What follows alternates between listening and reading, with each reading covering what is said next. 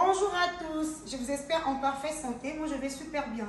Je suis Madame Parfaite, infirmière des urgences. Je vais partager une petite expérience avec vous. Je vais vous parler de la pose d'une sonde nasogastrique.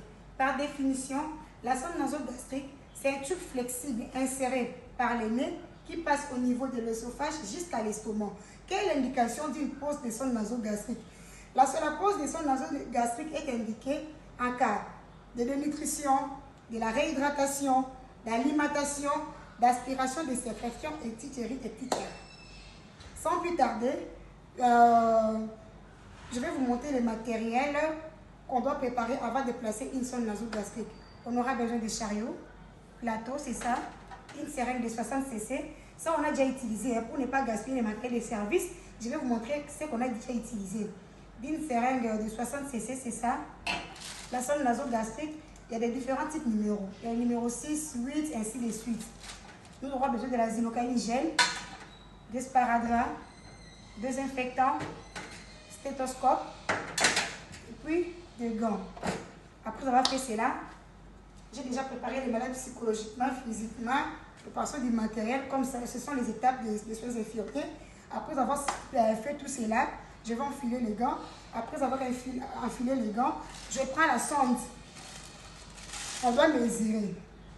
Pour mesurer la sonde, ça doit passer au niveau de l'oreille, pardon, s'il vous plaît, au niveau de la narine. Ça passe jusqu'à l'oreille, vous mesurez, et puis vous prenez ici jusqu'au niveau de l'estomac.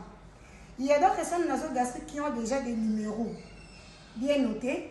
À travers les chiffres, vous allez savoir qu'à partir d'ici, jusqu'à par exemple à 65, 75, la sonde est au niveau de l'estomac. Il y a d'autres sondes qui n'ont pas de numéro. Par exemple, si tu as un stylo, tu peux mentionner comme ça pour ne pas oublier là où ta sonde sera limitée. Après avoir fait cela, vous lubrifiez la sonde avec le lubrifiant. Après, vous introduisez. Là, vous avez déjà mis votre malade en position demi-assise. Vous introduisez. Quand vous allez introduire, il faut parler avec les patients. Il ne faut pas être comme un robot. Vous parlez à votre patient peut-être, madame, est-ce que vous pouvez avaler un peu? Soit vous demandez à votre malade de faire la déglutition. Vous introduisez. Ça va passer jusqu'au niveau de l'estomac. Après avoir fait cela, vous prenez la seringue de 60 cc, vous aspirez de l'air. Comme ça, vous connectez votre seringue avec l'embout de la sonde nasogastrique. Vous prenez votre stéthoscope. Donc, vous allez le comprendre. Hein? Par exemple, la sonde est déjà là au niveau de l'estomac. Vous allez désinfecter les embouts ici du stéthoscope. Et puis, vous mettez à l'oreille. Vous allez écouter.